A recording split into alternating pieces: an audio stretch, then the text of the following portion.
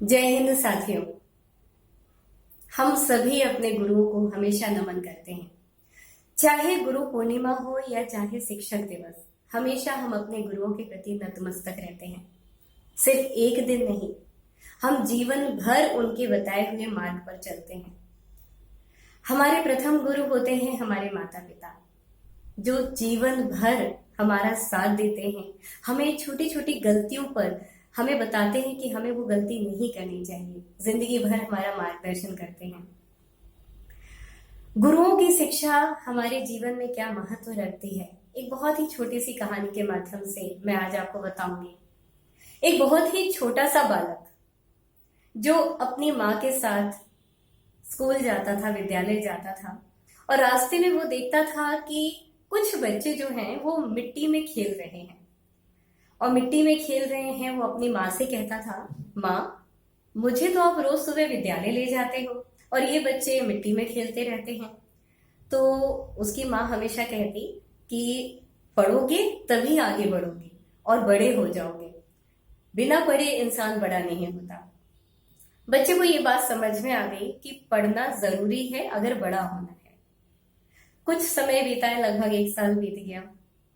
1 साल बाद जब वो धीरे धीरे हमेशा वो देखता रहा, एक दिन अपनी माँ से बोला कि माँ, आप कहती थी कि पढ़ना जरूरी है बड़े होने के लिए, पर ये जो मिट्टी में बच्चे खेलते हुए रोज मैं देखता हूँ, ये भी बड़े हुए और मैं भी बड़ा हुआ। मैं रोज स्कूल जाके बड़ा हुआ और ये मिट्टी में खेल खेल के बड़े हुए। इसका मतलब आप झूठ बोलती हैं। माँ को बात चुभ गई। माँ को लगा कि मेरा बच्चा मुझे झूठा साबित कर रहा है कि मैंने उससे झूठ बोला कि अगर पढ़ोगे नहीं तो बड़े नहीं होगे। माँ ने उससे बड़े प्यार से पूछा, अच्छा बेटा, तुम क्या चाहते हो? बेटे ने कहा, माँ, मैं स्कूल नहीं जाऊंगा। आज के बाद मैं स्कूल नहीं जाऊंगा। मैं सिर्फ और सिर्फ इन बच्चों के साथ खेलूंगा और मिट्टी में खेलूंगा। माँ ने कुछ सोचा। माँ ने कहा, इसको समझाने से बहुत ज्यादा फायदा नहीं है। तो माँ ने भी कहा कि अच्छा ठीक है, तुम स्कूल मत जाना। रात में वो बहुत ही खुश होकर सोया कि सुबह उसको स्कूल नहीं जाना। जैसे ही सुबह के 5 बजे माँ आई, माँ ने उठाया। माँ से बोला, माँ, मुझे नहीं उठना है, आपने कहा था ना स्कूल नहीं जाना है। माँ ने कहा, कोई बात नहीं, स्कूल मत जाना, पर देखो ना तुम्हारा बैट कहाँ रखा है, बल्ला कहाँ रखा है, गेंद कहाँ रखी है, सब ढूंढो, हम खेलने चलते हैं। अरे बहुत खुश हो गया, फटाफट उठा और उसने अपना बैट बॉल सब पैक किया और माँ से बोला, अरे चलो माँ, खेलने चलते हैं, पर जाऊंगा उन्हीं बच्चों के पास जो मिट्टी से खेलते हैं। माँ ने कहा, हाँ हाँ चलेंगे, पर पहले अभी बाहर तो चलो। जैसे ही वो अपने घर से बाहर निकली, वैसे ही एक छोटा सा बगीचा बहुत प्यार से उसके पिताजी ने सभी के लिए बनाया था। तो उसने कहा कि अच्छा माँ, अभी इतना सुबह पता नहीं बच्चे आए होंगे कि नहीं, यहीं खेल लेता हूँ। माँ ने कहा, नहीं, यहाँ नहीं, एक बहुत अच्छी जगह मैंने तुम्हारे लिए देख रखी है, चलो वहां खेलते हैं। माँ के साथ बहुत खुशी खुशी वो बच्चा निकल पड़ा।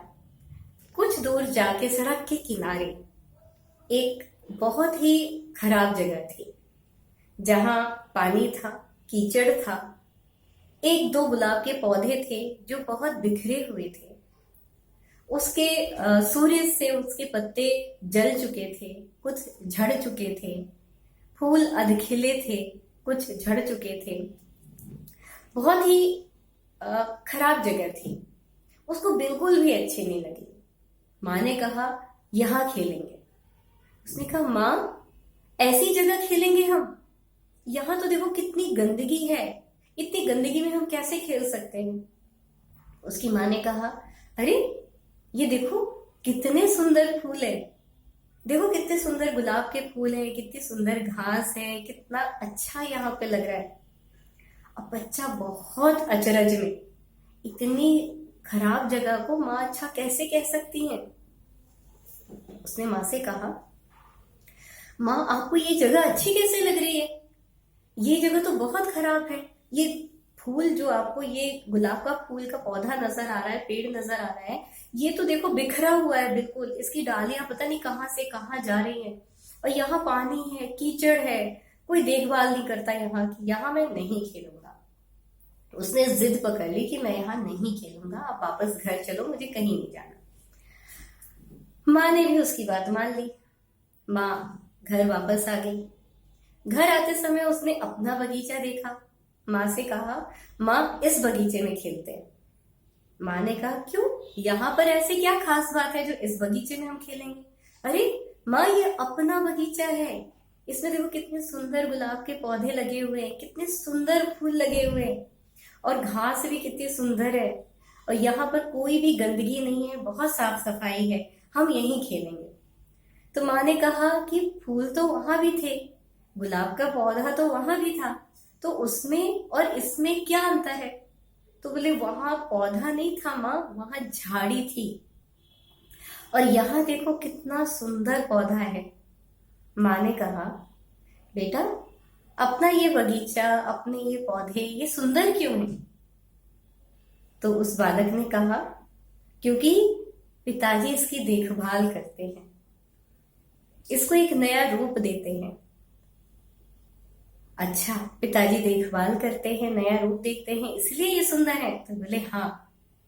और वहां क्यों खराब है? तो बोले वहां कोई देखभाल ही नहीं करता, वहां तो अपने मन से पौधा झाड़ी की तरफ बढ़ा जा रहा है, कोई ध्यान ही नहीं रखता, हर जगह गंदगी है। माँ ने उसको फिर समझाया कि बेटा, यही बात मैं तुम्हें समझाना चाहती थी कि जो गुरु हैं वो हमारी सभी बुराइयों को हमसे दूर रखते हैं। हमारे अंदर जब जब जिस तरह से भी अगर हमारे अंदर बुराई आती है तो वो उस बुराई को हमसे दूर कर देते हैं, हमें बताते हैं कि हमारे लिए सही क्या है और हमारे लिए गलत क्या है, हमारा मार्गदर्शन करते हैं। और गुरु के बिना जीवन, कोई जीवन नहीं रहता। तुमने जिस तरह से उन बच्चों को देखा जो मिट्टी में खेलते थे, वो बिना गुरु के, बिना शिक्षा के वो बड़े हो रहे हैं, पर उनका बड़ा होना कोई मायने नहीं रखता बिना शिक्षा के। तो जब हम स्कूल जाएंगे, जब हम विद्यालय जाएंगे, गुरुओं से शिक्षा लेंगे, तभी हम आगे बढ़ पाएंगे। उस बच्चे को ये बात समझ में आ गई, और उस बच्चे ने अपनी माँ से वादा किया कि अब वो कभी भी विद्यालय जाने के लिए मना नहीं करेगा। उसके बाद से उसने निरंतर विद्यालय जाना शुरू किया और बहुत गहरा अध्ययन किया, और वो बालक बड़े होकर एक बहुत ही प्रसिद्ध वैज्ञानिक बने, और उन्होंने आविष्कार किया कौन सी मशीन का? एक्सरे मशीन का। जी हाँ साथियों, उन वैज्ञानिक का नाम था विलहेल्म। आपने नाम जरूर सुना होगा। उन्होंने एक्सरे मशीन का आविष्कार किया था, जो आज तक चिकित्सा के क्षेत्र में काम आ रही है, हम सभी के लिए काम आ रही है। यदि माँ ने उस समय उस बच्चे को, उस नन्हे से बालक को, जिस समय उसका विद्यालय जाने का मन नहीं था, उस समय एक उदाहरण के तौर पर, एक जीवन दर्शन के तौर पर नहीं समझाया होता, तो शायद वो बालक बड़ा होकर एक प्रसिद्ध वैज्ञानिक नहीं बन पाता। बात बस इतनी है कि हमें जब भी हमारे माता पिता, हमारे गुरु हमें कोई शिक्षा देते हैं, हमें कोई नई राह दिखाते हैं, हमारी बुराइयों के बारे में बताते हैं, तो हमें उसको सहज स्वीकार करना चाहिए। अगर हम उनकी बातों को सहज स्वीकार करेंगे, उस पर अमल करेंगे, तो हमारा भविष्य निश्चित ही स्वर्णिम होगा, उज्जवल होगा। इसी भावना के साथ कि आप सभी अपने गुरुओं को याद करें, उनको श्रद्धा पूर्वक नमन करें, और सिर्फ नमन ही ना करें, उनके बताए हुए मार्ग पर आगे बढ़े, अपने माता पिता का कहना माने, उनके आदर्शों पर चलने की हमेशा उनसे प्रेरणा लेते रहें। इसी भावना के साथ सादर जय जिनेंद्र।